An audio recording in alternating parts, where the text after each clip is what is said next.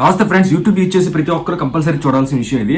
YouTube లో మనకి YT స్టూడియోలో ఓపెన్ చేస్తే మనకి రెవెన్యూ చూపించకుండా యువర్ యూట్యూబ్ పార్ట్నర్ అని చూపిస్తుంది కదా. ఇది చాలా మంది ప్రాబ్లమ్స్, చాలా మంది కామెంట్ చేస్తుంటారు, చాలా మంది అడుగుతుంటారు. చాలా మంది యూట్యూబర్స్ వచ్చే ప్రాబ్లమ్ నైట్ చూస్తారు రెవెన్యూ తెల్లారుజాము పెరుగుతుందని చూసుకునేసరికి యూట్యూబ్ పార్ట్నర్ యువర్ అనేసి వస్తుంది. దీనికి ఏంటంటే చాలా మంది చాలా చెప్తుంటారు, సెట్టింగ్స్ ఆన్ చేయాలి, ఇది అయిపోతుంది, అది చేయాలి అని చాలా వీడియోస్ ఉంటాయి. సింపుల్ షార్ట్ కట్లు చెప్తా. ఎప్పుడైనా మీకు అలా వచ్చినప్పుడు ఫస్ట్ ఏం చేయాలంటే, ఫస్ట్ ప్లే స్టోర్లోకి వెళ్ళండి. నేను స్క్రీన్లో చూపిస్తాను, ఇక్కడ చేస్తూ చూపిస్తాను. స్క్రీన్లో చూడండి, మీకు డీటెయిల్గా క్లియర్గా అర్థమవుతుంది. అప్పుడే అర్థమవుతుంది. నేను స్క్రీన్లో మొత్తం ఏ టు జెడ్ అంతా చూపిస్తే అప్పుడు మీకు క్లియర్గా అర్థమవుతుంది. ఫస్ట్ ప్లే స్టోర్లోకి వెళ్ళండి. ప్లే స్టోర్ లేకపోతే ఐఫోన్ యూజ్ చేసిన వాళ్ళకి యాపిల్ స్టోర్లోకి వెళ్ళి మన యాపిల్ స్టోర్ ప్లే స్టోర్లోకి వెళ్ళినప్పుడు ఫస్ట్ వైటీ స్టూడియో అని కొట్టాలి.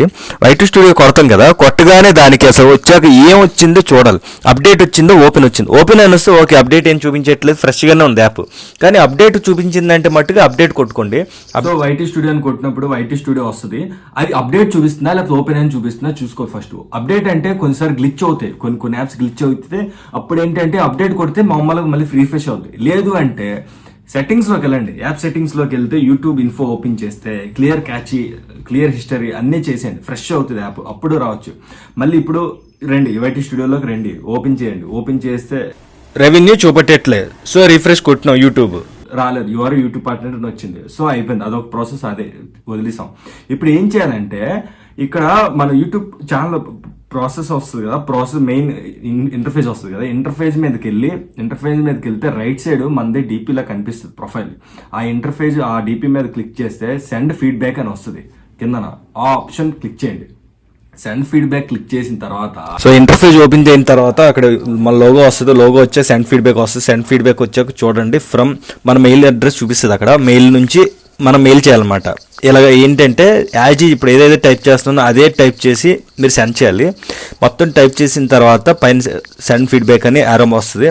మెయిల్ ఎలా సెండ్ చేస్తాం యాజ్ అలాగే సెండ్ చేయాలి. How to fix earn option payment futures not showing for today not showing problem today. అంతే, సింపుల్గా అలా కొట్టేయండి. అది కొట్టేసి పైన ఎరో కనిపిస్తుంది కదా, సెండ్ కొట్టేస్తే అయిపోద్ది, వెళ్ళిపోతుంది. మన మెయిల్ ఐడి ఉంటుంది కదా, దానికి యూట్యూబ్కి ఇచ్చాం. ఆ ఈ మెయిల్ ఐడి దాంతో ఆల్రెడీ సెట్ అయ్యి ఉంటుంది.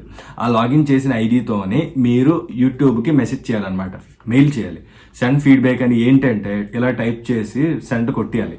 సెండ్ కొట్టేస్తే మీకు కొన్ని ఫ్యూ అవర్స్లోనే మీకు రిజల్ట్ వస్తుంది. అది ఏంటంటే ఒక్కొక్కసారి యూట్యూబ్లో అలాగ అవుతుంటుంది. ఏం దానికి ప్రాబ్లమే కాదు, మీ ఇన్కమ్ మీకు వస్తుంది, మీ ఇన్కమ్ మీకు అకౌంట్కి యాడ్ అయిపోతూనే ఉంటుంది. మీకు ఇంకా డౌట్ ఉంటే ఇంకా సింపుల్గా చూపిస్తా. మీకు అలాంటి డౌట్ వచ్చినప్పుడు ఏం చేస్తారంటే డైరెక్ట్గా యాడ్సెన్స్లోకి వెళ్ళండి. యాడ్సెన్స్లోకి వెళ్ళారంటే కంపల్సరీ మీకు చూపిస్తుంది అకౌంట్. మీకు క్లియర్ కట్గా అర్థం అవడానికి నేను యాడ్సెన్స్ ఓపెన్ చేశాను. గూగుల్ యాడ్సెన్స్లో పేమెంట్స్ ఇన్ఫోలోకి ఇచ్చాను. ఎలా చూపించింది కదా, అక్కడ పేమెంట్స్ ఇన్ఫోలో వస్తే ఫిబ్రవరిలోని జనవరి డిసెంబర్ లాస్ట్ ప్రీవియస్ 2 months నుంచి ఎంత వచ్చిందో అదంతా క్లియర్ చూపిస్తుంది.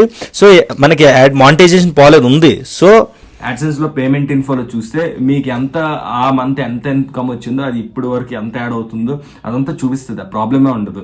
అది మీకు మంత్ అవగానే యాడ్ అయినట్టే యాజ్ ఈజ్ యాడ్ అయిపోతుంది, మీ అకౌంట్కి యాడ్ అయిపోతుంది. సో ప్రాబ్లమే లేదు. చాలా మంది చెప్పి భయపడుతుంటారు, ఎన్ని పట్టించుకోకండి. సింపుల్ అలా వచ్చిందంటే నేను చెప్పే ప్రాసెస్ చేయండి, సింపుల్ క్లియర్ అయిపోతుంది.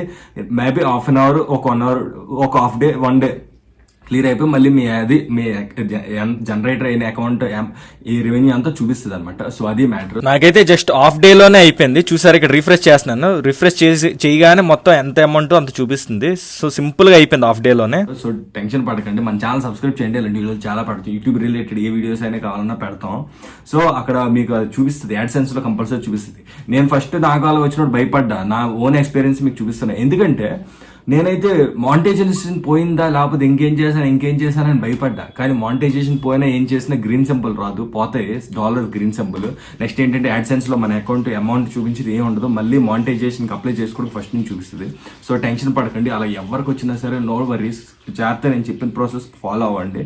సో అప్పుడే చూడండి. కాబట్టి మీకు ఇంకా ఫస్ట్ డౌట్ ఉంటే ఫస్ట్ యాడ్సెన్స్ లో చెక్ చేసుకోండి. యాడ్సెన్స్ లో చెక్ చేసుకుంటే మీకు అది చూపిస్తుంది, మీ అకౌంట్ ఎంత అన్ని చేసిందో అన్ని మొత్తం చూపిస్తుంది. అప్పుడు మీకు టెన్షన్ క్లియర్ అయిపోతుంది. ఆ తర్వాత నేను చెప్పిన ప్రాసెస్ ఫాలో అవ్వండి. Thank you so much. Please subscribe my channel, like చేయండి, షేర్ చేయండి, కామెంట్ చేయండి, ఫ్రెండ్స్ అందరికి వీడియోస్ షేర్ చేయండి.